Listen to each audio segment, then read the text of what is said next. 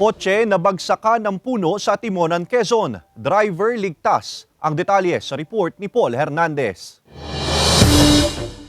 Dumaraan sa bahaging ito ng highway sa Barangay Tinandog at Timonan, Quezon ang kotseng minamaneho ni Jonalyn Arellano nang mabagsakan ng malaking puno ng bulak. Nayupi ang likurang bahagi ng kotse.